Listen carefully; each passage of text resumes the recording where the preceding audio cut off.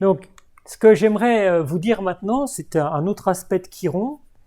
J'aimerais vous parler de Chiron. Alors là, vous avez une amphore à figure rouge, bien sûr, hein, où vous voyez Chiron, euh, dont on voit donc la partie basse, hein, avec les pattes. Alors il a deux pattes, deux postérieures et deux antérieures qui sont humains. Euh, et puis vous avez une représentation plus récente, je l'ai mise tout simplement parce que le centaure tire à l'arc, et c'est vrai que beaucoup de centaures sont archers, et Chiron l'est aussi. Donc il y a une association à faire là aussi.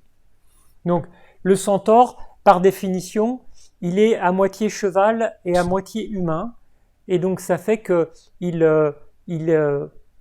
illustre quelque part en nous notre part animale, archaïque, instinctive, liée à notre corps qui existe, hein, dont on ne doit pas avoir honte, qui est une partie de nous, hein, qui nous donne un sacré élan hein, en termes d'énergie.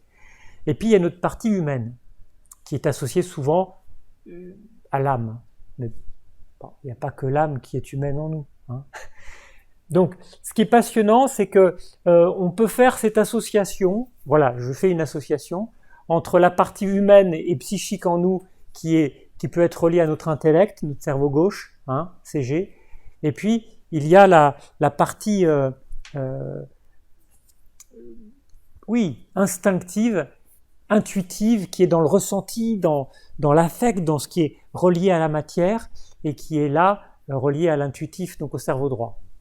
Et de quelque part, le centaure nous donne comme leçon à nous de vivre en nous notre côté centaure, c'est-à-dire le côté intellect, rationnel, et puis le côté intuitif et irrationnel. Et on a besoin des deux pour vivre. Et c'est dans la mesure où on a relié les deux qu'on est pleinement soi-même. Voilà. C'est ça je vous ai beaucoup, dont je vous ai beaucoup parlé en séance lorsque vous étiez avec moi, en disant que si on veut être un vrai ingénieur, ou un vrai historien dans mon cas, eh bien on a besoin de ces deux fonctionnalités de notre cerveau. Hein, cette part intuitive qui est dans le ressenti, qui comprend vite en quelques nanosecondes, et puis la partie rationnelle, intellect, plus laborieuse, mais dont on a besoin parce qu'elle démontre les choses. Hein. Donc ça, c'est l'association que je voulais faire.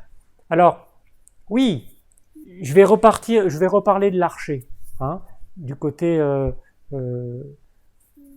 guerrier du centaure. La troisième association qui est faite, et c'est le cliché suivant, c'est qu'on a associé Chiron, le centaure, avec le thème du guérisseur blessé. Alors je vous ai mis ces deux livres. Celui-là, je reconnais que je ne l'ai pas lu, mais il paraît qu'il est bien. C'est oui, c'est un thérapeute, je crois québécois, mais je peux me tromper.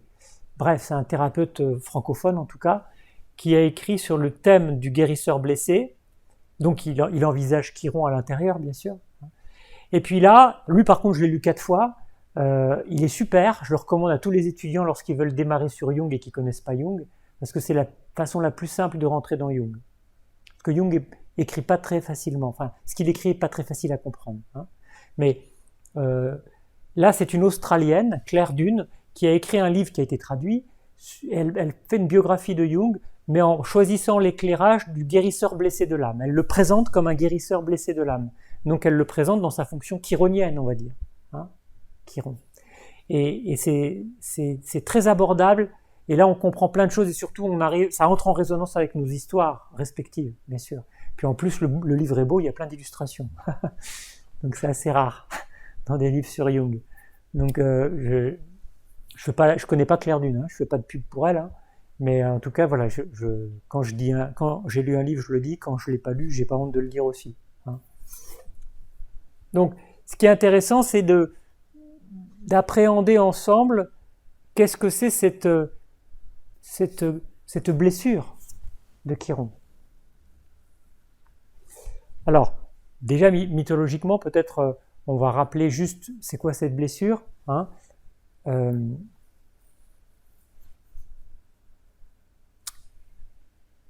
Je vous fais pas la biographie dans l'ordre, hein, mais j'élabore juste ça.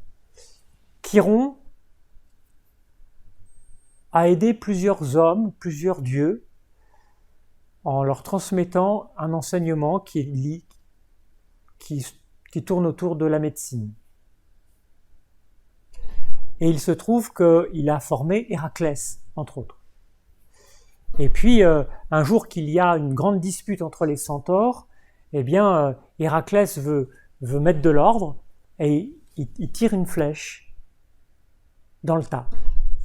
Et c'est Chiron qui reçoit la flèche, alors selon les versions, dans les jambes ou dans les pieds. Hein, et c'est une blessure mortelle. Mais c'est bizarre que je vous dise ça parce que Chiron est un immortel. Mais c'est une blessure qui ne guérit pas. Voilà, là c'est dit plus clairement. Et il se trouve que Chiron va souffrir puisque sa blessure ne se referme pas. Et il ne peut pas être apaisé par la mort puisqu'il est immortel. Donc c'est le truc infernal. On n'en sort pas. Ça, c'est la blessure de Chiron. Comment va-t-il se sortir de cette blessure ? Eh bien, il va s'en sortir en faisant un sacrifice qui est unique dans la mythologie. Il fait une conversion à 180 degrés. Il va devenir mortel pour pouvoir, enfin, goûter le repos de la mort et ne plus souffrir. Comment va-t-il faire ? Eh bien, il y en a un autre, c'est le contraire. Lui, il est enchaîné. C'est Prométhée. Et Prométhée, il y a un animal, c'est un animal de Zeus, l'aigle, qui vient lui bouffer le foie. Hein. C'est aussi un code de lecture, tout ça. Je rentre pas dans Prométhée, c'est un truc énorme. Hein. Mais qui va lui bouffer le foie chaque fois que le foie repousse. Hein. Et donc ça fait que Prométhée, il souffre l'horreur aussi. D'accord ? Et puis, Prométhée, à un moment donné, il se trouve que Chiron lui dit, écoute, si tu veux, moi je veux bien apaiser ta souffrance, je te donne l'immortalité pour que tu sois délivré de cet aigle, et puis toi tu me donnes ta mortalité pour que je puisse m'échapper de cette douleur, de cette blessure d'une flèche qui ne guérit pas. Ils font un négoce et c'est accepté. Et donc, Chiron va sacrifier, c'est ça le sacrifice, il va sacrifier son immortalité pour goûter le repos de la mort. Certainement pour mieux ressusciter après. Hein. On est bien d'accord que la mort est un passage. Hein. Pour mieux ressusciter, pourquoi ? Parce qu'en reconnaissance, les dieux vont le projeter au ciel et ça va faire la constellation de Chiron. Donc, ce qui est intéressant, c'est cette guérissure, cette blessure qui ne se referme pas et qui, en amplification, veut dire beaucoup pour nous. Donc, il va falloir l'approfondir ensemble, cette blessure. Mais j'attends un peu.